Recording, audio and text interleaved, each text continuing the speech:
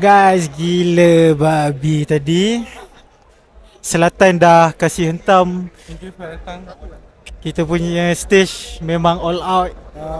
Okay lah, hujung-hujung minggu. Macam mana rasa lepas bantai stage?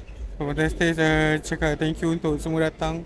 And aku rasa ramai lah hari ni yang datang. Nak dekat 8. Ya, banyak bro. Congratulations bro. Apa momen paling best sekali atas stage tadi kan? Yang kau rasa macam unexpected gila lah. Aku rasa bila orang macam sing along sekali. Sebab time kita buat lagu kita dengar sendiri kan. Ni macam nak dekat 7-800 nyanyi sekali. So aku rasa benda tu best lah. Enjoy. So macam mana crowd untuk Jerat Bintang malam ni? So Jerat Bintang lagu pun macam baru dengar hari ni kan. So kalau next kalau dia buat live kita boleh tengok lah macam mana dia pergi. Yeah. By the way, semua crowd all out lah. Okay lah, don't enjoy adrenaline rush. Kalau kau kena describe satu emoji untuk crowd malam ni, what the emoji yang akan keluar daripada kepala kau? Singa laut kan? Singa laut. Standar kan? Okay. Okay, apa kau rasa sebenarnya pasal Jerat Bintang?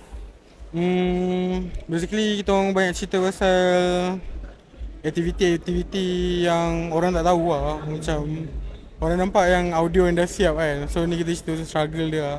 Macam nak buat audio tu, ya tu Jerat Bintang. So Jerat Bintang dah release, dah buat party, dah kira boom lah. So what's Boom. next? Kita macam celebrate sama-sama lah dengan orang. Yeah. So benda tu lah Yes. yang kita happy, yang orang macam datang enjoy sekali. Betul.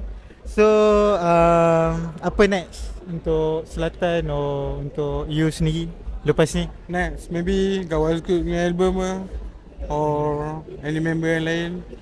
Stay tuned. Thank you sebab datang. Okay, bersama saya God Was Good. Yes sir. Nanti kita sambung lagi bersama Sembang Belakang Pentas HMO. Nama ni sembang belakang pentas ke? Ya, Okay. HMO ya. Okay, take care.